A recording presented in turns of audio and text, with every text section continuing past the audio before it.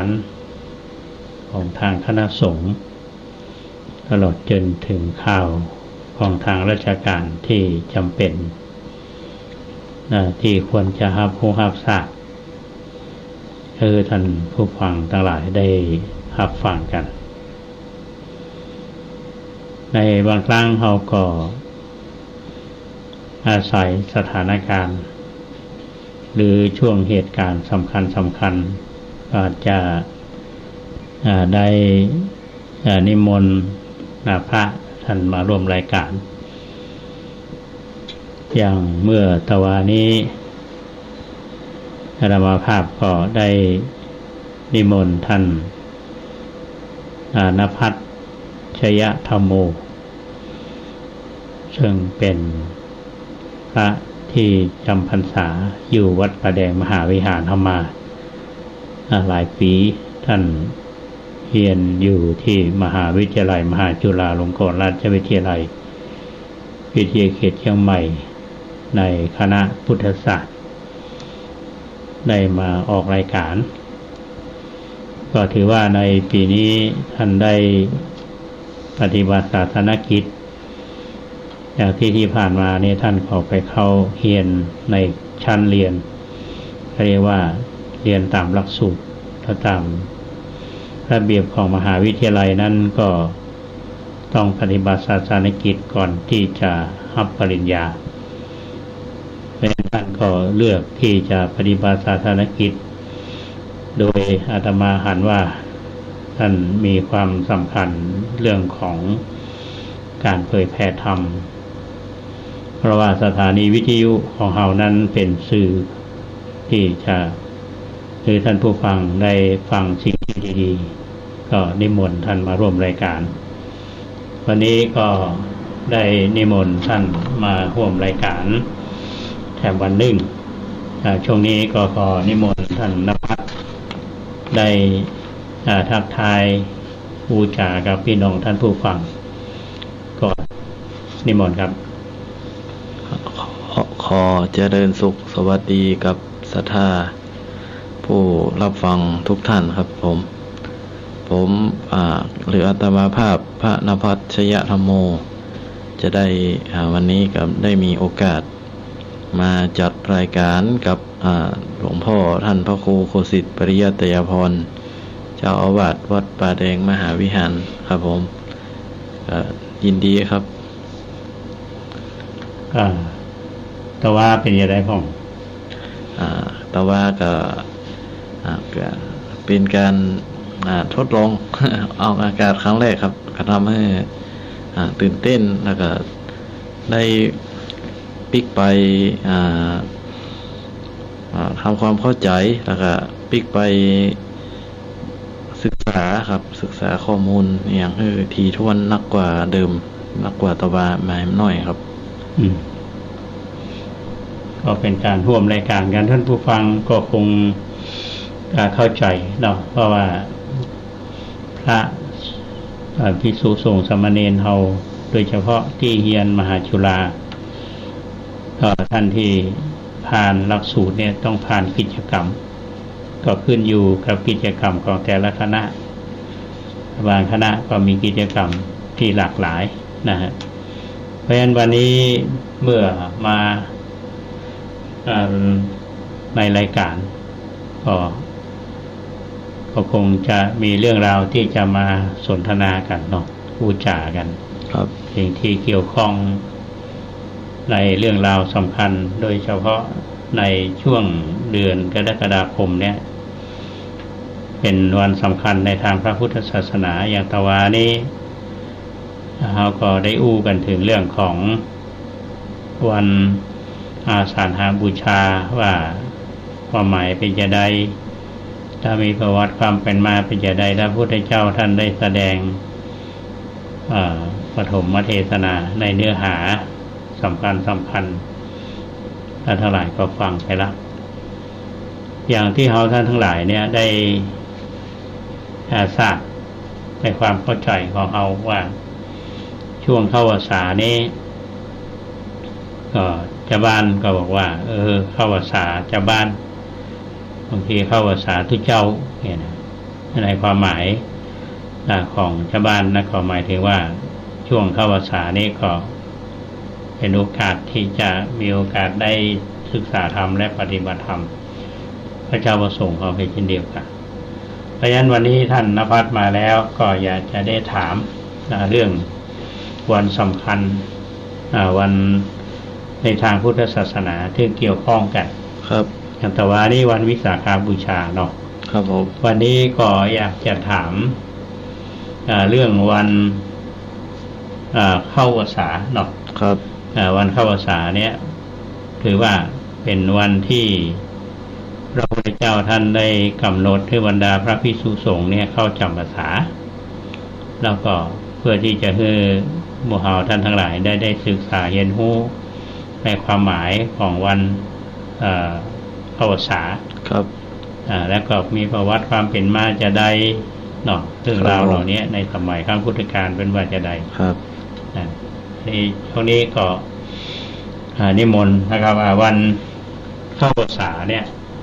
หรือวันเข้าพรรษาความหมายเป็นยังไงครับวันเข้าพรรษานี่ก็คือถือว่าเป็นวันที่สำคัญวันหนึ่งนะครับในทางพระพุทธศาสนาของเราก็คือคำว่าพรรษานะครับมาจากสองคำคือจำพรรษาวัฏฏะหรือพรรษาแปลว่าฤดูฝนนะครับจำก็แปลว่าพักอยู่นะครับคือการที่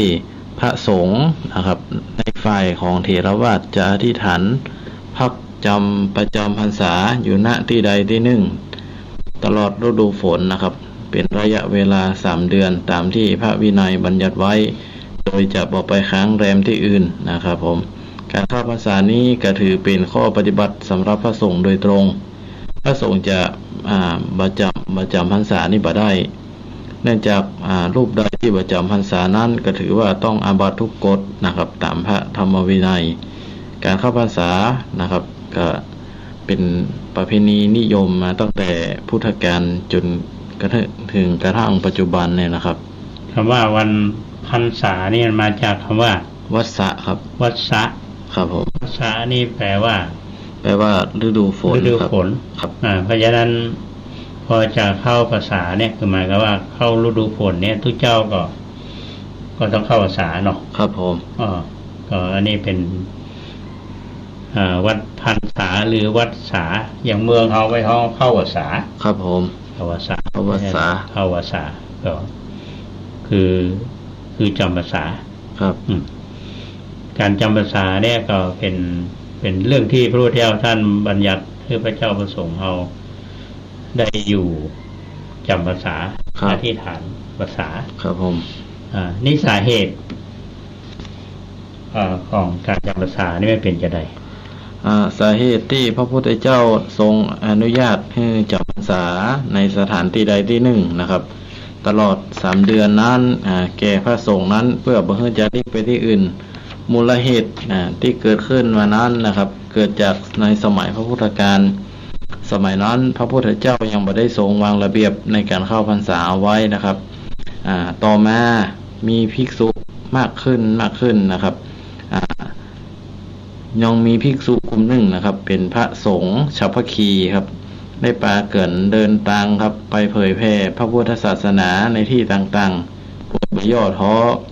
ทั้งในตลอดฤดูฝนฤดูร้อนฤดูหนาวเป็นต้นนะครับทำให้ชาวบ้านในป่ากันติเตียนว่าพวกพระสงฆ์ในพระพุทธศาสนานี่บ่ยอมหยุดพักครับแม้ฤดูฝนนะครับในขณะที่นักบวชตั้งศาสนาเขากับป่ากันหยุดเดินทางในช่วงฤดูฝนนะครับการที่พระภิกษุจาริกไปในที่ต่างๆในฤดูฝนนั้นก็อาจจะเหยียบย่ำเข้าก้าของชาวบ้านได้รับความเสียหายหรืออาจไปเหยียบย่ำโดนสัตว์น้อยครับที่ออกหากินจนถึงแก่ความตายนะครับเมื่อคำตีเตียนเหล่านี้ดังมาถึงพระพุทธเจ้าพระพุทธเจ้าก็ทรงทราบเรื่องได้พระพุทธองค์ก็เลยทรงวางระเบียบให้พระภิกษุอยู่จำพรรษาที่ใดที่หนึ่งเป็นเวลา3 เดือนดังกล่าวนะครับปัญหาเกิดขึ้นเนาะครับผมคือยุคแรกๆนี่ทำไมพระพุทธเจ้าท่านเริ่มเผยแพร่ พระสงฆ์ก็บ่นับเถื่อ ครับ แล้วพระสงฆ์เหล่านั้นนี่ก็ล้วนแล้วแต่เป็นพระอริยบุคคล ครับผม เป็นพระอรหันต์ ครับ ก็บ่สร้างปัญหาหยังทีนี้พอทุกเจ้านับขึ้นเนาะ ครับ ก็เรียกว่าคนที่เรียกว่าไปอยู่ในกรอบ ครับ ก็มีอยู่คือพวกชัพพคีที่ว่าเนี่ย ครับ ในเมื่อบ่กำหนดระยะเวลาบ่กำหนดพื้นที่อยู่เนี่ย เพิ่นก็ไปเลยเนาะ ครับไปเลย ไปอยู่กับที่บอกว่าฤดูฝนฤดูร้อนฤดูหนาวอันนี้ปัญหามันเกิดขึ้นท่านผู้ฟังอย่างที่ท่านณภัทรว่าเนี่ยก็คือนักบวชนอกศาสนา ก็อาจจะเป็นศาสนาตรงกันข้าม ครับ ก็พูดง่ายก็คือที่เตียนชาวบ้านก็ที่เตียน ครับ ก็แยกจะใดพระเจ้าในเมื่อเกิดปัญหากับพระสงฆ์แล้วก็จัดระเบียบก็คือพระสงฆ์เอานี้ได้อยู่จำพรรษาจำพรรษาเพื่อเป็นที่เป็นทาง ครับ สมัยนั้นเนี่ยมันมีจำพรรษาอย่างใดท่านณภัทรยังมีวัดมีวากะหรือว่าจำพรรษาในห้วยในดอยในถ้ำอย่างใด การจำพรรษานะครับ ไปจำพรรษาที่ไหน ต้องอยู่ที่เสนาสนะอันแข็งแรงนะครับบ่เป็นของบ้านเฮาของว่าเป็นห้างนะครับ ที่ว่าสำหรับล่าสัตว์ที่ไปจั่งอยู่บนต้นไม้นะครับเป็นห้างเป็นโกฏในอยู่กลางแจ้งในพระพุทธเจ้าก็บ่อนุญาตครับให้อนุญาตอยู่จำพรรษาที่มีเสนาสนะกุฏิอย่างที่มั่นคงนะครับ แข็งแรงนะครับ ถาวรบรรลมใส่ ครับ อยู่ในพงหรือโกนไม้ก็บ่ได้นะครับบ่เหมาะกับสามณเพศนะครับ ได้อยู่ในถ้ำนี่ได้บ่ ในถ้ำนี่ได้อยู่ครับ ก็จำพรรษาในถ้ำได้เนาะ ได้ครับ เพราะว่ามันแข็งแรง ครับ ถ้ำบรรลมแน่ ถ้ำบ่ล่มครับผม ถ้ำบรรลมก็พยายามเขาจะหาได้ว่า มีพระเจ้าประสงค์เนี่ยที่เป็นไปปฏิบัติกรรมฐานอะไรอย่างต่างๆให้จริงในถ้ำ ครับ เพราะฉะนั้นสถานที่ที่จำพรรษาสมัยก่อนนี่มันมีวัดวาเนาะ ครับ ทางพุทธกาลอันนี้คือสาเหตุก็คือเพื่อจัดระเบียบพระสงฆ์ได้อยู่จำพรรษา ครับ อยู่เป็นที่เป็นทางช่วงระยะเวลากี่เดือน ช่วงระยะการจำพรรษานั้นนะครับก็เริ่มตั้งแต่แฮม1 ค่ำนะครับ เดือน8จนไปถึงวันขึ้น15 ค่ำเดือน11นะครับผมก็คือว่าเป็นวันออกพรรษานะครับ วันเข้าพรรษาอย่างบัดเดี๋ยวนี้ในเดือนเนี้ยก็ตรงกับวันที่วันที่24เนี่ยถ้าจำบ่ผิดนะครับ วันที่25กันตัวดีน่าจะ25ครับหลวงพ่อ24เป็นวันอาสาฬหะเมื่อก่อน ครับผม ก็หลังวันหนึ่ง ครับวันแฮม1 ค่ำเดือน8ก็ไปแฮม3 เดือน ครับระยะเวลาเนี่ยถ้าทุกเจ้าเอาก็จะต้องอยู่ประจำครับอย่างสมัยเฮาปัจจุบันนี้มันมีที่อยู่เนาะ ครับผม มีวัดมีเสนาสนะที่มันคงอยู่จำพรรษาเนี่ย ครับ แต่ทีนี้ในขั้นตอนของพระธรรมวินัย การที่จะจำพรรษาเนี่ยมีแนวปฏิบัติจะได้บ้าง การจำพรรษานะครับตามพระธรรมวินัยนั้นมีอยู่2ประเภทด้วยกันนะครับ ก็คือ1ปุริมะพรรษาคือการเข้าพรรษาเริ่มตั้งแต่แรม1 ค่ำเดือน8นะครับจนไปถึงวันขึ้น15 ค่ำเดือน11นะครับหลังจากออกพรรษาแล้วพระที่อยู่จำพรรษาครบ3 เดือนก็จะมีสิทธิในการรับกฐินซึ่งจะมีช่วงเวลา1 เดือนครับนับตั้งแต่แรม1 ค่ำเดือน11ถึง15 ค่ำเดือน12อย่างที่2ก็คือปัจฉิมพรรษาคือการเข้าพรรษาหลังใช้ในกรณีที่พระภิกษุนะครับต้องเดินทางไกลหรือมีเหตุสุดวิสัยอย่างปีเข้ามาพรรษาในวันแรกบัตรนะครับเขาก็เริ่มตั้งแต่แฮม1 ค่ำเดือน8นะครับถ้าบัตรแต่ก็เลื่อนไปเป็นแรม1 ค่ำเดือน9นะครับแล้วก็ไปออกพรรษาที่ขึ้น15 ค่ำเดือน12ซึ่งจะเป็นวันที่หมดเขต กฐินพอดีนะครับ ดังนั้นพระที่เข้าปัจฉิมพรรษานั้นจะบ่มีโอกาสรับกฐิน แต่ก็จะได้พรรษาอยู่ครับได้อายุพรรษาเช่นเดียวกับพระที่เข้ากลุ่มแรกนะครับ คือปุริมะพรรษานะครับแบ่งระยะในการจำพรรษาอยู่2ระยะเนาะครับผมจำพรรษาต้นครับที่เรียกว่าปุริมะพรรษาครับผมก็คือจะเข้าเป็นพรรษาแรกครับเดือน8นะครับเดือน8แรม1 ค่ำเดือน8ครับไปจนถึงขึ้น15 ค่ำเดือน11ครับผมและถ้าพรรษาหลังเนี่ยก็คือมาเข้าพรรษาแรกบัดตันครับผมก็อธิษฐานครับถ้าไปครบ3 เดือนก็จะจ้ากว่าแถม1 เดือนครับผมถ้าไปจำพรรษาหลังนี่มาได้รับกฐินครับแต่ได้อายุพรรษาแต่ได้ถือว่าได้จำพรรษาครับแต่ว่ามาได้อานิสงส์แห่งการจำพรรษาอานิสงส์กฐินนี่ส่งแห่งการรับกฐินก็คืออยู่จำพรรษาครบ3 เดือนครับในคำที่เพิ่นรับกฐินได้แปลว่าภิกษุสงฆ์ผู้จำพรรษาครบนะครับท่วนไตรมาสคำว่าท่วนไตรมาสเนี่ยก็คือครบ3 เดือนแต่ถ้าว่าครบ3 เดือนนี่ก็ถือว่าเปลี่ยนไปตามพระธรรมวินัยครับผมทีนี้ตุเจ้าเฮาเนี่ยธนภัทรว่าช่วงจำพรรษา3 เดือนเนี่ยเนาะครับมันมีสาเหตุที่ครับมันมียกเว้นก่อนในพระธรรมวินัยว่าตุเจ้าจะไปเยี่ยมคนนั้นได้คนนี้ได้มันมีข้อยกเว้นก่อนหรือไปยกเว้นมันมีข้อบัญญัติไปจะได้ฟังไปเนี่ยจะไปแล้วหรือไปได้กี่วันครับผมหรือก่อนจะไปจะต้องอธิษฐานจะได้ฟังตามวินัยที่เป็นปฏิบัติกันแม้การเข้าพรรษานี้นะครับพระภิกษุจะไม่สามารถไปที่ไหนได้เป็นระยะเวลา3 เดือนแต่ว่าระหว่างในการจำพรรษานั้นอาจมีกรณีจำเป็นบางอย่างนะครับที่ทำให้พระภิกษุที่จำพรรษานั้นต้องออกไปนอกสถานที่หรือไปค้างที่อื่นพระพุทธองค์ก็ทรงอนุญาตให้ทำได้โดยถือว่าเป็นการขาดพรรษาโดยเหตุจำเป็นนะครับเป็นเฉพาะกรณีไปนะครับทรงระบุไว้ในพระไตรปิฎกครับซึ่งส่วนใหญ่นั้นจะเกี่ยวกับการกิจการในพระพุทธศาสนาหรือการอุปถากบิดาบรรดานะครับทั้งนี้ต้องกลับมาในบ่เกิน7 วันครับหลวงพ่อครับการออกนอกพรรษานะครับล่วง7 วันเช่นนี้เขาฮ้องว่าสัตตกรณียะนะครับซึ่งเป็นเหตุที่ระบุว่าจะต้องออกพรรษาต้องออกจากที่จำพรรษาไปได้ชั่วคราวนะครับผมสัตตาหะครับกรณียะครับหมายว่าถ้ามีคิดที่จะต้องเดินทางไปจะต้องปิกมาภายใน7 วันครับผมในกรณีที่ยกเว้นเนี่ยถ้าพ่อก็ดีแม่ก็ดีบ่สบายครับแล้วเราก็ไปเยี่ยมได้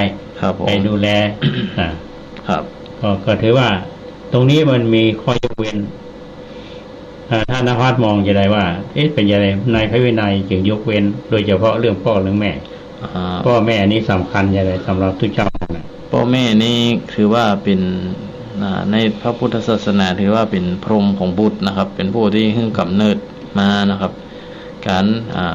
อุปถากพ่อกอยพ่อแม่นั้นก็ถือว่าเป็นหน้าที่ของบุตรนะครับที่มีต่อบิดามารดานะครับครับผมคือหมายว่ายกความพิเศษเนาะครับทุกเจ้าเฮาถึงแม้ว่าจะอยู่ช่วงจำพรรษาเนี่ย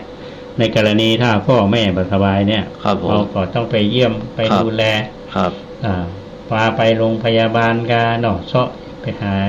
หมอรักษาครับผมแต่ว่าต้องปิกมาภายใน7 วันภายใน7 วันครับอันนี้ในกรณีที่เป็นพ่อเป็นแม่ครับและถ้าอย่างกรณีอื่นล่ะครับอย่างเพื่อนสหธรรมิกอย่างกรณีอื่นคนที่รู้จักมักคุ้นกันนี่เขาไปได้ก่อนครับมันก็มีข้อปลีกย่อยหลายๆข้อนะครับอย่าง ข้อแรกนะครับไปเพื่อการพยาบาลนะครับหาอาหารให้ภิกษุหรือบิดามารดาที่เจ็บป่วยเป็นต้นนะครับพร้อมทั้งสหธรรมิกเนี่ยนะครับ อย่างที่สองก็คือว่าไประงับพระภิกษุสามเณรที่มีความใคร่ซิกบ่ฮึ่งซิกนะครับนี่ครับนี่เกี่ยวกับกิจการทางศาสนานะครับไปธุระของคณะสงฆ์ครับอย่างเช่นว่าไปหาอุปกรณ์มาซ่อมกุฏิที่ชำรุดหรือไปทำสังฆกรรมหรือไปสวดยติจตุธรรมะจตุกรรมวาจานะครับหรือให้กับพระที่ต้องการจะอยู่ปริวาสนะครับรายอย่างที่สี่ก็คือการหากทายกมานิมนต์ไปทำบุญนะครับก็ต้องให้ทายกมานิมนต์ก่อนไปเพื่อไปเพื่อฉลองศรัทธานะครับศรัทธาญาติโยมนะครับถ้าโยมบ่มานิมนต์ก็จะค้างบ่ได้ครับผมครับที่จริงที่บอกว่าให้จำพรรษาตลอด3 เดือนเนี่ยนะมีข้อยกเว้นครับเรียกว่าสัตตหกรณียะครับผมหมายว่ามีกิจมีศาสนกิจมีกิจนิมนต์ครับผมเนาะก็ไปได้อยู่ครับนะแต่ต้องฟิกมาภายใน7 วันครับผมอย่างพ่อแม่เพื่อนสาธมิกครับหรือแม้แต่บางตนบางองค์เนี่ยอยู่ภาษาได้บอกม่วนนะค่อยซึกครับไปห้ามนี่นะครับไปคือกำลังใจไปห้ามไปอย่างนี้ก็ไปได้อยู่ครับแล้วในกรณีว่าสมัยก่อนเนี่ยอาจจะวิหารลุพอดีอย่างลุเนี่ยเนาะก็ไปซ่อมแซมได้อยู่ครับแต่ที่สำคัญมันหนึ่งที่ท่านว่าเนี่ยนะโยมทำบุญครับเนาะครับผมโยมมีทำบุญเนี่ยก็ต้องนิมนต์มานะครับรับนิมนต์แล้วก็ไปฉลองศรัทธาได้อยู่ครับคือยังมีบางท่านโยมอาจจะสงสัยเนาะในช่วงภาษาเนี่ยว่าทุกเจ้าเป็นยังไงเวลาทางภาษาเนี่ยมันในรถเดินทางไปต่างจังหวัดกับทุกเจ้าก็ยังไปอยู่ครับผมอย่างช่วงก่อนเนาะช่วงมันจะอยู่ในช่วงโควิดเนี่ยหลายปีที่ผ่านมาแม้แต่พระผู้ใหญ่ที่เพิ่นมีหน้าที่ในการปกครองเนี่ยเพิ่นจะขึ้นมาประชุมคณะสงฆ์ครับผมประชุมคณะสงฆ์อยู่ในช่วงกลางพรรษาเนี่ยครับก็นี่เป็นกรณียกเว้นเนี่ยว่านี่คือเป็นศาสนกิจครับถือว่าเป็นความจำเป็นครับผมบ่ได้ทำเพื่อท่านต้องขาดพรรษาครับอันนี้คือปฏิบัติตามในพระวินัยครับที่ว่าทั้งหมดทั้งมวลนี่คือข้อยกเว้นเนาะครับข้อยกเว้นก็เป็นเรื่องที่ญาติโยมที่ฟังรายการนี้ก็คงจะพอเข้าใจเนาะว่าในช่วงการจำพรรษาเนี่ยที่พระเจ้าพระสงฆ์เพิ่นอยู่จำพรรษาอธิษฐานเข้าพรรษาเนี่ยอย่างแนวปฏิบัติเนี่ยท่านผู้ฟังอย่างการเข้าพรรษาทุกเจ้าเข้าพรรษาเนี่ยเป็นอธิษฐานเข้าพรรษาเพิ่นว่าจะได้บ้างกรรมอธิษฐานเข้าพรรษานี่กับที่ว่ากันกับอิมัตสมิงอาวาเสนะครับอธิษฐามิน่าจะประมาณนี้ครับผมคืออิมัตสมิงอาวาเสอิมังเตมาสังวัดสังอุเปมิอธิษฐามิครับผมอันนี้คืออธิษฐานเข้าพรรษาก็หมายความว่าในอธิษฐานเข้าพรรษาเนี่ยตลอด3 เดือนเนาะอธิษฐานเข้าพรรษาครับอธิษฐานแต่ว่ามีข้อยกเว้นอย่างที่เราว่ามานี่แหละก็ถือว่าเป็นปฏิบัติตามวินัยแต่ว่าที่ว่าสัตตหกรณียะเนี่ยต้องอธิษฐานเหมือนกันไปเนี่ยตั้งจิตอธิษฐานว่าจะต้องทำกิจเสร็จแล้วเนี่ยก็ต้องฟิกมาภายใน7 วันครับอันนี้ท่านผู้ฟังแล้วก็คงจะเข้าใจนะว่าวันนี้ที่ท่านณภัทรได้เล่าผู้หมู่เอาฟังว่าการจำพรรษาในทางพระพุทธศาสนาที่พระพุทธเจ้าท่านบัญญัติไว้เนี่ยคือพระเจ้าประสงค์เอาได้จำพรรษาเป็นปฏิบัติธรรมพระธรรมวินัย และพระสงฆ์เราก็จะได้อยู่จำพรรษาจะได้ศึกษาและปฏิบัติธรรมได้อย่างเต็มที่และญาติโยมก็มีโอกาสได้มาทำบุญในช่วงของระหว่างพรรษาในก่อนพรรษาเนี่ยท่านณภัสก่อนพรรษาเนี่ยมีกิจกรรมมาอย่างพ้องยัง กิจกรรมเอาเนาะครับผมกิจกรรมที่พุทธศาสนิกชนชาวไทยคนพุทธเฮานี่นิยมทำกันก็คือการบำเพ็ญกุศลในวัดด้วยการทำบุญใส่บาตรนะครับฟังพระธรรมเทศนาถวายเทียนพรรษาแล้วก็ถวายผ้าอาบน้ำฝนนะครับถวายผ้าอาบน้ำฝนก็อย่างปีนี้นี่กิจกรรมก็คงว่าสะดวกอะไรครับผมอยู่ในช่วงของโควิดเนี่ยครับแต่ว่าการถวายเทียนนี่ยังมีอยู่เนาะครับก็ยังมาเป็นกลุ่มมาเป็นกลุ่มแต่ว่าก็มากันกลุ่มไม่ใช่กลุ่มใหญ่ครับก็เว้นระยะห่างแต่ก็ยังรักษาอยู่ก็คือการถวายเทียนพรรษาครับผมแถมสักคำหนึ่งท่านผู้ฟังก็จะปิกมาอู้จากันต่อในรายการเนาะช่วงนี้คุณเกษตรเพชรสำริดน่าจะอยู่มั้งหรือว่าออกไปกิจกรรมอื่นแล้วก็มาโหนะปกติเขาจะพักครึ่งรายการครับเนาะพักครึ่งรายการก็น่าจะไปอยู่ที่หน้าก็บ่พักเธอก็ได้เนาะครับผมบ่พักก็ได้ครับทีนี้ในความคิดเห็นของท่านการต่อการจำพรรษาเนี่ยในความรู้สึกของท่านในฐานะที่บวชเนนมาบวชพระมาเนาะอยู่เนี่ยมีความรู้สึกจะได้ต่อเรื่องนี้ในความรู้สึกของท่านในการจำพรรษา3 เดือนในวัดนะครับตั้งแต่ผมเป็นเนนจนถึงเป็นตู้เจ้าเป็นพระมานี่เป็นถือว่าเป็นช่วง3 เดือนนี่เป็นการศึกษานะครับศึกษาเล่าเรียนพระธรรมวินัยแล้วก็ศึกษาหลักธรรมต่างๆที่เรายังมีข้อสงสัยนะครับก็เขาจะจ้างนิยมศึกษากันในช่วงเวลา3 เดือนนี้นะครับเป็นการอบรมจิตตัวนะครับครับผมเป็นช่วงที่เราจะต้องศึกษาทำกิจกรรมครับทำวัดสวดมนต์เนาะครับผมเป็นหน้าที่ที่จะพึงปฏิบัติครับก็คิดว่าวันนี้ที่นำเรื่องของการจำพรรษามาสนทนากับท่านณภัสเนาะก็คิดว่าก็คงจะครอบคลุมอยู่พอสมควรแล้วนะเรื่องของการจำพรรษาแล้วก็อานิสงส์ของการจำพรรษาครับที่ได้รับคือเรื่องจะได้รับกฐินครับผมเรื่องรับกฐินฉะนั้นเราก็ไปว่ากันว่า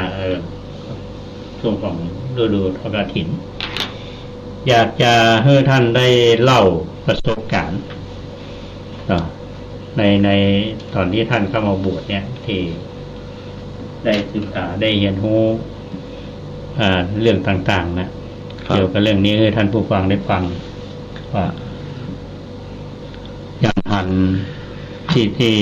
ศึกษาจากครูบาอาจารย์ครับอย่างชุดของเฮานี่มันจะมีอย่างท่านครูบาวงเนี่ยท่านใกล้ชิดขนาดไหนครูบาวงนี่ผมก็ถือว่าเป็นวัดที่ครูบาเป็นอยู่นั่นก็คือเป็นที่สถานที่ที่ผมอุปสมบทครับเป็นพระภิกษุนะครับผมแล้วก็ตอนเป็นเนนก็ได้ไปเข้าเรียนที่หั่นไปเรียนหนังสือที่หั่นนะครับทำให้มีความผูกพันอยู่ครับผมที่วัดพระบาทห้วยต้มนะครับลองเล่าท่านผู้ฟังว่าได้อยู่กับใกล้ชิดครูบาตอนที่ยังมีชีวิตอยู่เนี่ยที่ท่านหันเนาะได้ใกล้ชิดกัน อย่างผมนี่อยู่ห่าง ครับผม มันเมินไปเถื่อนะได้ศึกษาเรียนรู้ในเรื่องของการปฏิบัติก็ดีในเรื่องของรักษาเรื่องของฮีต ครับผม ฮีตเก่าที่ครูบาเพิ่นสืบสานมาจากครูบาเขาปีก็ดี หรือว่าสืบสานมาจากครูบาศรีวิชัยก็ดีครับ ครับ ก็เล่าจากความรู้สึกที่ได้สัมผัสจริงๆลองเล่าให้ท่านผู้ฟังได้ฟังดู ครูบาวงนี่หรือ พระครูพัฒนกิจจานุรักษ์ในผมถามว่าผมเกิดตอนก็กับตอนครับ แต่ช่วงนั้นผมอายุสัก3 ขวบเนี่ยท่านกับมรณภาพไป 3 ขวบ ครับผมเพราะท่านมรณภาพปี43ผมเกิด41ครับผมแต่ว่าข้อวัดปฏิบัติที่ครูบาละไว้ให้ลูกศิษย์นี่ก็ยังปฏิบัติสืบกันมาจนถึงปัจจุบันนะครับการปฏิบัตินะปฏิปทาก็คือว่าเป็นจะทำแบบพระสงฆ์ภาคเหนือครับแบบโบราณออกโบราณน้อยๆคือการรักษาหิตกองครับทั้งการทำวัดสวดมนต์นะครับก็จะบ่เหมือนภาคกลางเท่าไหร่เพราะว่าการทำวัดของภาคเหนือนั้นจะมีอยู่3 เวลาด้วยกันนะครับก็คือช่วงตี 4เนาะแล้วก็ฉันเข้าแล้วก็ตอนแม่แรงเนี่ยนะครับการภาวนาก็จะมี4เวลาเหมือนกันครับช่วงเมื่อเช้านะครับแล้วก็ช่วงก่อนงายแล้วก็แม่แรงแล้วก็ช่วงเข้านอนนะครับก็จะแบ่งกันไปครับผมการสวดมนต์นี่ที่แบ่งเป็น3 เวลาที่ครูบาอาจารย์เพิ่นเล่าให้ฟังก็คือว่าตอนเมื่อเช้านี่เฮาสวดอุทิศบุญให้พ่อแม่นะครับครับหลังจากเอาไปบิณฑบาตมาแล้วเฮากินข้าวแล้วเฮาก็สวดปฏิสังขโยอันนี้อุทิศบุญให้ญาติโยมที่เพิ่นใส่บาตรให้เฮานี่นะครับตอนแม่แรงนี่ก็สวดให้ตกเข้าแล้วก็ให้เทพบุตรเทวดานะครับผมครับการภาวนาก็เหมือนกันนะครับก็แบ่งเป็นนะครับช่วงเช้าก็ภาวนาแล้วนึกบุญให้พ่อแม่นะครับตอนช่วงควายๆแม่น้อยก็ให้ศรัทธาที่เป็นใส่บาตรตอนแมลงก็ให้เฮาตอนดึกนี่ก็อุทิศให้เทวบุตรเทวดาสรรพสัตว์ต่างหลายนะครับครับผมครับเท่าที่ได้สัมผัสเนาะครับท่านอายุเพียงแค่3 ขวบครูบาครับมรณภาพเนี่ยครูบาตายกี่ปีแล้วกว่าปี21 ปีนะครับโอ้21 ปีแล้วเนาะครับผมรวยอะไรเหมือนกันรวยเหมือนกันครับ21 ปีเนี่ยทีนี้ท่านที่ผมถามเนี่ยไม่ใช่อย่างว่าคือในกรณีที่เราเรียนกันเนาะอย่างในรายการเนี้ยช่วงหลังๆนี่ผมก็เอาเรื่องของครูบาศรีวิชัยมาเล่าครับ คือในยุคก่อนเนี่ยยุคที่เกิดอธิกรณ์ครับเกิดอธิกรณ์คือข้อกล่าวหาที่ครูบาศรีวิชัยถูกกล่าวหาครับผมจากพระเจ้าประสงค์เฮาครับก็ดีจากหน่วยงานของรัฐก็ดีเนี่ยนะมันก็มีผลพวงมากระทบมาถึงลูกศิษย์ของครูบาครับเช่นครูบาเขาปีครับครูบาวงหลายตนหลายองค์หลายตนหลายองค์เนี่ยก็มันมีอันหนึ่งก็คือเรื่องวัดปฏิบัติแนวปฏิบัติดั้งเดิมของล้านนาเขาเนี่ยครับกับของใหม่นี่ก็คือของที่ฮับมาจากส่วนกลางมาจากอำนาจจากส่วนกลางเนี่ยตั้งแต่มีกฎหมายมาก็ดีครับผมที่จะมาปฏิบัติหรือแม้แต่ทางอำนาจจากส่วนกลางเนี่ยมันมีผลกระทบที่ท่านมองในข้อดีของที่ท่านครูบาศรีวิชัยก็ดีครูบาเอาปีก็ดีและครูบาวงเอาก็ดีเนี่ยที่ท่านสัมผัสจากที่เราเห็นหูก็ดีจากครูบาอาจารย์เล่าฟังก็ดีอย่างคนเฒ่าคนแก่อู้ฟังก็ดีในวัดปฏิบัติ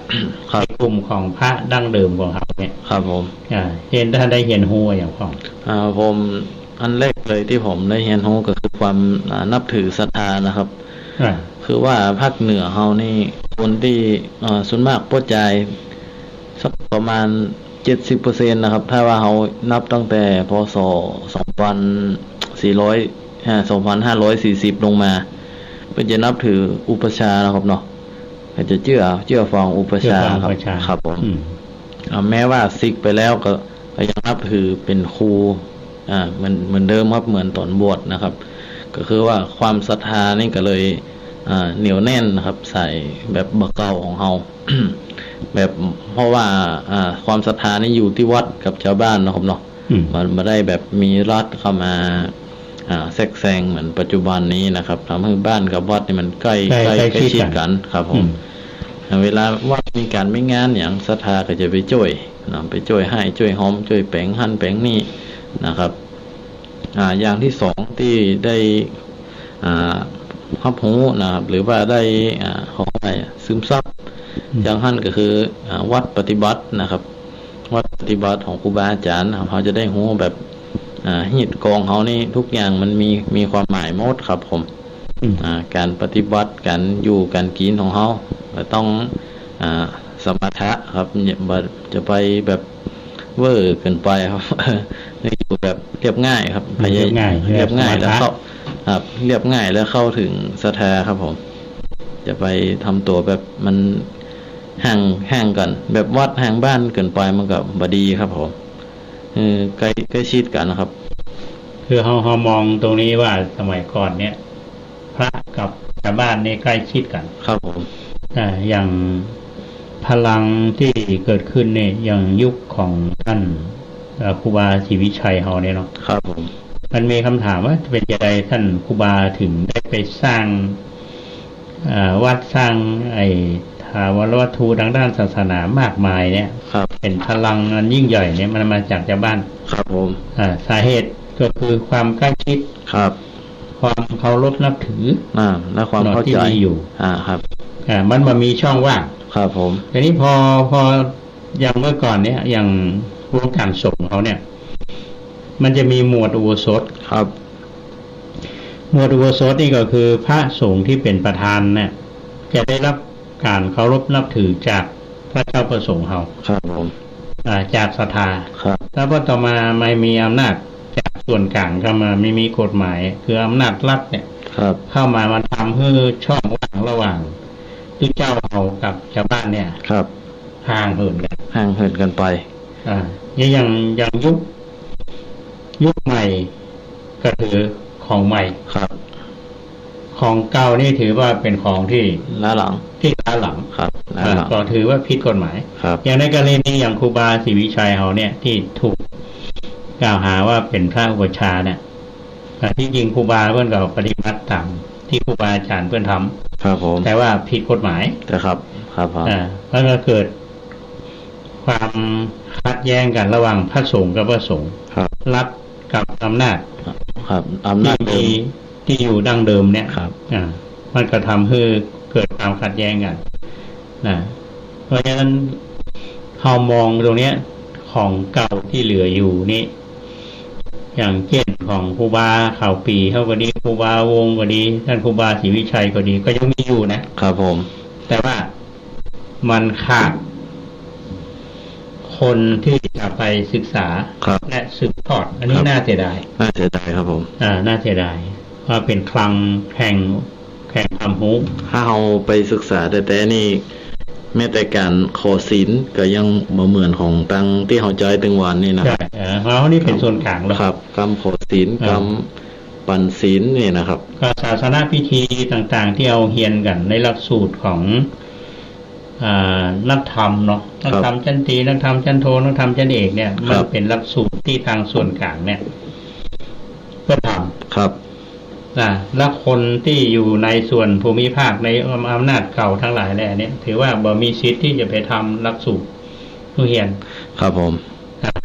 ก็ขาดโอกาสที่จริงลึกๆแล้วเนี่ยผมว่าอย่างของเก่าที่มีอยู่เนี่ยที่ครูบาอาจารย์สมัยก่อนเพิ่นเขียนไว้นี่นะครับหรือว่าคนรุ่นใหม่เขาเนี่ยได้เข้าไปศึกษาจริงๆเนี่ยนะเป็นองค์ความรู้ที่เราคิดไปถึงว่าคนยุคก่อนเนี่ยเพิ่นสามารถที่จะเรียนแบบมีระบบของเพิ่นครับผม ราะฉะนั้นช่วงเดียวเนี่ยมันจะเริ่มห่างเริ่มหายเริ่มนั้นออกไปแต่ผมยังดีใจว่าถ้าหากว่าคนรุ่นหลังเขาเนี่ยเอาให้ความสนใจเรื่องของแนวปฏิบัติของครูบาอย่างครูบาศรีวิชัยก็ดีครูบาเข่าปีก็ดีครูบาวงเขาก็ดียังมีอยู่นี่นะครับถ้าไปถามจังหวัดอื่นเนี่ยไม่ก็มีครับจะมีเฉพาะอำเภอลีฮอนนะครับจะอยู่ในมุมแคบครับที่อยู่ในวงเฉพาะในอำเภอลีเนี่ยถ้าหากว่าคนรุ่นชิดของครูบาหลังๆเนี่ยครูบาวงเนี่ยถ้ารุ่นของครูบาวงนี่หายไปเนี่ยนะครับที่บทสืบทอดกันเนี่ยนะสิ่งเหล่านี้ก็จะหายไปเลยครับผมแล้วก็ประกอบกับพระที่ว่าพระสมัยใหม่เนาะที่ออกจากวัดไปศึกษาตั้งเจียงใหม่หรือว่าไปที่อื่นก็จะเอาแบบฮิตใหม่ฮิตใหม่หลักสูตรใหม่มาลบล้างกันอย่างการศึกษาในปัจจุบันเนี่ยอย่างเขามีการศึกษาแผนใหม่มีนักธรรมตรีโทเอกของแม่กองธรรมเนี่ยนะบาลีของแม่กองบาลีหรือมหาวิทยาลัยสงฆ์มหามกุฏก็ดีมหาจุฬาก็ดีก็เป็นหลักสูตรระดับของปริญญาตรีปริญญาโทปริญญาเอกเป็นหลักสูตรใหม่แน่นอนของเก่าเหล่านี้ย่อมบ่มีเพราะมันมีเห็นวิทยาการใหม่ๆขึ้นมาหมดรุ่นใหม่ก็คิดแบบใหม่มันเพราะว่ามันวิทยาการหรือการศึกษาแบบเก่านั้นบัดตอบสนองความต้องการของคนในยุคบัดตอบสนองอันนี้เป็นเรื่องที่จริงแล้วผมว่ามันก็ถ้ามันเป็นโอกาสไหมก็เป็นโอกาสให้สำหรับคนรุ่นใหม่เนี่ยที่สนใจเกี่ยวกับเรื่องนี้นะครับมันจะเป็นโอกาสทองผมว่าอย่างนั้นเลยครับที่จะได้นำสิ่งเหล่านี้มาฟื้นแถมครั้งหนึ่งผมยังมองว่าในเฉพาะมหาวิทยาลัยอย่างมหาวิทยาลัยสงฆ์เขานี่ก็ยังสู้มหาวิทยาลัยของรัฐอย่างมช.เนี่ยเนาะครับเพิ่นรวบรวมกันที่มีอยู่เนี่ยก็ที่ถามเรื่องนี้เพราะว่าก็จะทำให้เรามานึกถึงว่าคนรุ่นเราเนี่ยถึงแม้ว่ามันจะเป็นคนรุ่นใหม่แต่ว่าถ้าให้ความสำคัญกับเรื่องของดั้งเดิมนะผมก็ยังมีความหวังอยู่โดยเฉพาะท่านณภัทรเนี่ยท่านเป็นผู้สนใจในเรื่องนี้ชอบค้นคว้าเรื่องเก่าๆนะฮะมันก็จะเป็นประกายที่ประกายความคิดที่สำหรับค้นคว้าต่อไปนะครับผมเพราะฉะนั้นขอฝากเรื่องนี้ไว้กับท่านด้วยครับที่จะค้นคว้าต่อและจะมีอย่างเล่าความประทับใจกับครูบาความประทับใจของผมนี่ก็มันถ้าเราไปอยู่บ้านเรามันก็แบบอาหารทั่วไปนะครับผมการของวัดปฏิบัติอย่างของเพื่อนก็เป็นที่น่าเลื่อมใสครับ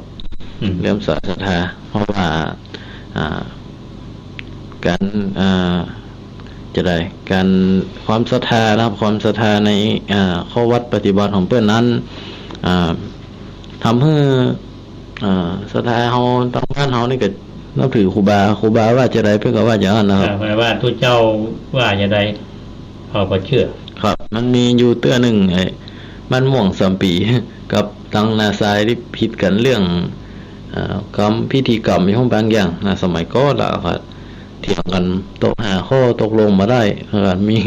ป้อนานคนนึงว่าครูบาว่าจะอี้เรื่องเลยยุติเลยครับว่ามีการครูบาครับครูบาว่าจะอี้ก็คือจบเลยครับคือจริงๆในบางเรื่องมันเกี่ยวกับพิธีกรรมครับเล็กๆน้อยๆนะแต่เอามาเถียงกันนะครับอย่างกรรมบาลีบางกรรมเนี่ยอย่างอีมังตานากัมมังกอีตังตานากัมมังอย่างนี้ครับบางที่ก็ใจอีตังบางที่ก็ใจอีมังครับที่จริงมันอันเดียวกันนั่นแหละครับผมมันแค่บาลีไปไหนครับคนละเป็นวิพัฒน์มาได้ครับผมมาเถียงกันครับเก่งบาลีครับมันที่จริงความหมายมันเหมือนนั้นบ้านเฮานี่ตังลีเฮานี่เก่งบาลีเถื่อนบาลีเถื่อนนะเขาควบเขาแคบตานองให้จบว่าจะได้ก็มีบาลีเถื่อนเนี่ยครับผม มันบางทีบางคนเชื่อมาอย่างอะไรครับมาเปลี่ยนในเรื่องของความคิดครับผมบ่ทุกมันก็ถึงบอกว่าครับวันนี้ติดในเรื่องของครูบาอาจารย์ไงครูบาว่าให้เลยบางทีมันก็ครูบาก็จะมาอาจจะพิษวิพัฒน์ปัจจัยมาได้ครับผมก็เหมือนได้เสียหายครับนะฮะเพราะฉะนั้นวันนี้นี่อู้กับท่านณภัทรท่านผู้ฟังเนาะก็นิมนต์ท่านมาอู้เรื่องวันเข้าพรรษาครับแล้วก็มาถามไทยกันในฐานะท่านที่ท่านอยู่ไม่ว่างอยู่ใกล้ชิดกับวัฒนธรรมเนาะครับผมครูบาโดยเฉพาะท่านครูบาวงเนี่ยนะครูบาวงท่านมรณะไป20 กว่าปีแล้วครับ20 กว่าปีแต่ว่าสิ่งเหล่านี้ก็คงจะอยู่ตราบใดที่ลูกศิษย์ลูกหาเนี่ยสืบทอดเนาะครับสายของครูบาวงครับนะฮะก็วันต่อไปก็คงจะได้อู้กันเรื่องอื่นๆเนาะครับผมได้มาสนทนากันครับช่วงเวลาที่เดี๋ยวท่านจะมีอย่างเพิ่มเติมก่อนนะก่อนที่ผมจะมีข่าวของคณะสงฆ์ผมมีแล้วก็ครับมีก่อนมีแล้วครับมีเนาะครับผมท่านผู้ฟังวันนี้ฟังก็เป็นเรื่องของสัพเพเหระอยู่บางส่วนแต่ก็ว่าเป็นเรื่องที่อู้จากันนะฮะก็ในช่วง เนี้ยก็คงเป็นช่วงที่ทุกท่านต้องระวังเนาะเซฟตี้หรือว่าจะต้องหาความปลอดภัยนะฮะโดยเฉพาะในช่วงนี้เรื่องของโรคระบาดเรื่องโควิดเชียงใหม่เขาก็เริ่มมีผู้ติดเชื้อก็ยังไม่ได้ดูตัวเลขแต่อาจจะเพิ่มกันแต่ในระดับของประเทศนี่เพิ่มแน่นอนนะแล้วก็ประกาศของทางราชการนี่ก็มีล็อกดาวน์หลายๆที่หลายๆจังหวัดก็มีผลกระทบอยู่นะเพราะฉะนั้นช่วงนี้โดยเฉพาะผู้สูงอายุเอาเนี่ยก็ต้องระวังต้องระวังเป็นอย่างยิ่งบางท่านก็ยังไม่ได้ฉีดวัคซีนบางท่านก็ฉีดไปแล้วบางท่านก็ยังตัดสินใจมาได้ว่าจะฉีดวัคซีนยี่ห้อนี้ก็ยังไม่มั่นใจก็ยังหวังว่าบางยี่ห้อนี่ดีกว่าของที่ดีกว่าก็ยังบอกมาเตื้อบ่ฮู้จะมาเมื่อใดนะเพราะฉะนั้นช่วงนี้ก็อยู่ช่วงที่รับข้อมูลข่าวสารครับอาตมาไปฟังหมอหลายๆท่านที่เพิ่นอู้ถึงเรื่องของการฉีดวัคซีนกาบ่ฉีดอันไหนที่ดีกว่าถ้าถามอาตมาตอนนี้ ฉีดดีกว่าบ่ฉีดเราก็ต้องไปอู้ถึงว่ายี่ห้อนั้นดีกว่ายี่ห้อนี้ดีกว่าเพราะว่าสายพันธุ์ของวัคซีนที่มาเนี่ยมันก็อย่างที่เอาหันกันอาตมาภาพเนี่ยฉีดไปละเมื่อวันที่28 มิถุนายนที่ผ่านมาเนี่ยถ้าก็เปิ้นนัดเข็มที่2วันที่19 กรกฎาคมพอทำมากี่วันละก็จะไปฉีดที่หอประชุมมหาวิทยาลัยเชียงใหม่ในส่วนของพระสงฆ์เฮาเนาะ ก็ทางคณะสงฆ์จังหวัดเชียงใหม่มหาวิทยาลัยเชียงใหม่คณะแพทยศาสตร์และก็โรงพยาบาลมหาราชนครเชียงใหม่เนี่ยเปิดโอกาสให้กับ พระเนนเฮาโดยเฉพาะสามเณรที่มีอายุ18 ปีขึ้นไปเนี่ยท่านที่ยังมาได้ฉีดวัคซีนเตื้อเนี่ยท่านก็สามารถที่จะไปฉีดวัคซีนได้ในวันที่15 กรกฎาคม 2564เนี่ยที่หอประชุมมหาวิทยาลัยเชียงใหม่ก็หันว่าเป็นครั้งสุดท้ายละที่ทางสำนักงานพุทธศาสนาจังหวัดเชียงใหม่เพิ่นก็แจ้งมาแล้วเพิ่นก็ประสานมาท่านก็คงจะได้รับข่าวสารทั้งจากหนังสือพิมพ์ทั้งจากโซเชียลทั้งหลาย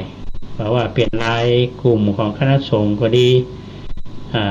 ท่านคงไปทับข่าวสารกันละเพราะฉะนั้นก็นิมนต์พระเจ้าประสงค์เฮาที่บ่ได้ฉีดวัคซีนเนาะไปรับวัคซีนถึงทางโรงพยาบาลมหาราชนครเชียงใหม่เพิ่นก็อาจฉีดถวายคงบ่เสี่ยงต่างนะก็เป็นบริการของทางรัฐบาลเพิ่นทีนี้เมื่อครบ2เข็มแล้วมาอาจจะมีเข็มที่3อยู่ก่ออย่างที่เป็นข่าวเนี่ยท่านทั้งหลายก็คงจะมองไปที่บุคลากรทางการแพทย์จะต้องได้รับวัคซีนในครั้งที่3อันนี้ก็เป็นเรื่องที่เราจะต้องติดตามกันต่อไปก็แจ้งข่าวไปถึงบรรดาพระเจ้าประสงค์เราและแถมข่าวหนึ่งก็คือเรื่องของกิจกรรมของสภานักธรรมจังหวัดเชียงใหม่ก่อนเข้ารายการวันนี้ท่านพระครูรัตนสุตสุนทรเลขานุการสภาวัฒนธรรมสภานักธรรมจังหวัดเชียงใหม่หลายท่านก็คงจะเคยได้ยินมาสภานักธรรมจังหวัดเชียงใหม่อย่างช่วงที่เรามีรายการรถด่วนขบวนพิเศษเนี่ยก็จะมีทำร่วมกับสภานักธรรมแต่ว่าสภานักธรรมนี่มันเป็นจะใดมันเป็นมาความเป็นมาจะใดท่านที่ได้รับข่าวสารโดยเฉพาะหนังสือพิมพ์ไทยนิวเนาะในคอลัมน์ของสภานักธรรมจังหวัดเชียงใหม่โดยคณะสงฆ์จังหวัดเชียงใหม่เนี่ยท่านมีคอลัมน์ให้อ่านเนาะทุกวันศุกร์ทุกวันศุกร์ซึ่งข้อเขียนที่ผ่านมาเนี่ยท่านเจ้าคุณเทพปริยัติเจ้าคณะจังหวัดเชียงใหม่ท่านก็ได้เขียนเรื่องราวของสภาวัฒนธรรมมีตั้งว่าใดมีวัตถุประสงค์จะได้ท่านพระครูรัตนสุตสุนทรเพิ่นก็มีคอลัมน์ที่จะเขียนในคอลัมน์เดียวกันเนี่ยแล้วก็อาตมาก็อาสาเพิ่นบอกว่าก็จะได้บอกข่าวทางรายการของวิทยุโดยเฉพาะรายการของวิทยุเข้า 12.25 เนี่ยคือพี่น้องนะครับทราบว่าสภาวัฒนธรรมจังหวัดเชียงใหม่เนี่ยมันก็ยังมีอยู่แล้วก็มีความเคลื่อนไหวเล็กน้อยแล้วก็อู้กันอยู่ว่าในกิจกรรมของสภานักธรรมเนี่ยอาจจะมีโครงการที่ให้ความช่วยเหลือพี่น้องที่ประสบภัยเนาะบางท่านอาจจะเป็นผู้ป่วยติดเตียงก็สมควรที่จะให้ความช่วยเหลือกันประการใดเนี่ยกำลังคณะทำงานเราก็กำลังอู้จากันอยู่เพราะฉะนั้นท่านใดที่ต้องการความช่วยเหลือก็แจ้งมาทางธรรมาภาคก็ได้หรือที่ท่านพระครูรัตนสุตสุนทรวัดสันปะคอยก็ได้ในฐานะท่านเลขานุการสภานักธรรมจังหวัดเชียงใหม่อันนี้ก็เชิญชวนกันท่านทั้งหลายบอกกล่าวกันสำหรับโครงการบูรณะบันไดนาควัดประแดงมหาวิหารเหล่านั้น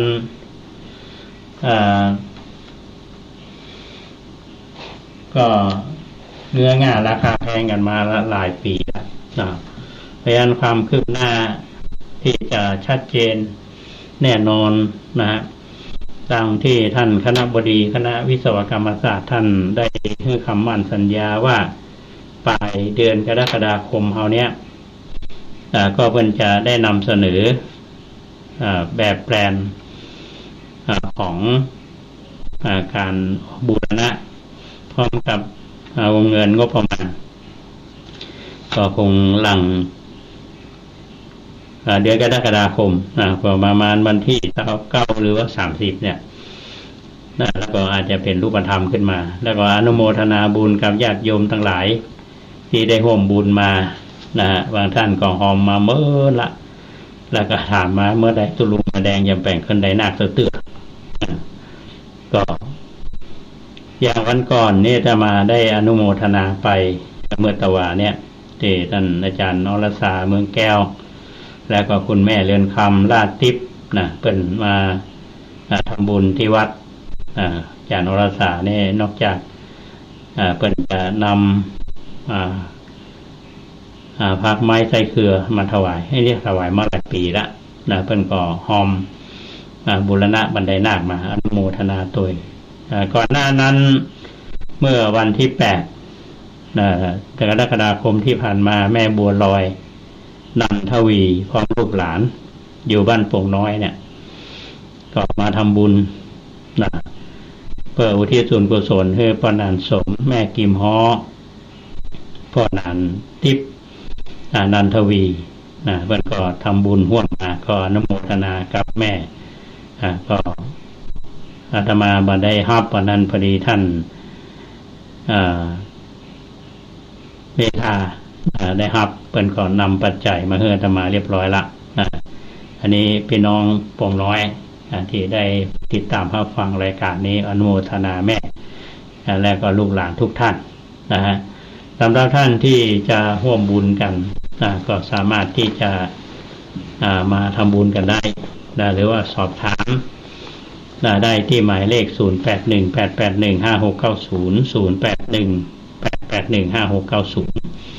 0818815690ที่อาตมาภาพพระครูโคสิทธิ์ปริยัตยาภรณ์วันนี้อาตมาภาพได้ดำเนินรายการมาถึงช่วงท้ายของรายการแล้วท่านณภัทรชยธรรมโมเป็นผู้ร่วมรายการก็ต้องขอบใจและอนุโมทนาท่านเป็นอย่างยิ่งวันหน้ารายการเราก็คงจะได้นิมนต์ท่านมาร่วมรายการแถมญาติโยมฟังแล้วเป็นจะได้พ้องโทรศัพท์มาแจ้งการรับฟังคือกำลังใจท่านนะครับแล้วก็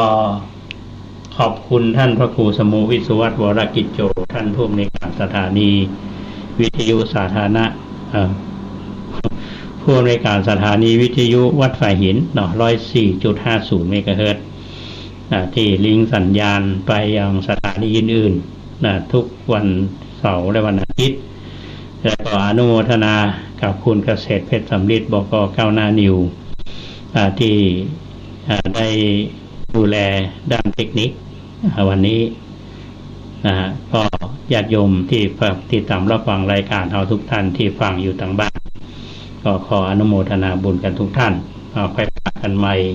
ในวันเสาร์และวันอาทิตย์หน้าขอความสุขสวัสดีจงบังเกิดมีแก่ท่านผู้ฟังทุกท่านขอเจริญพร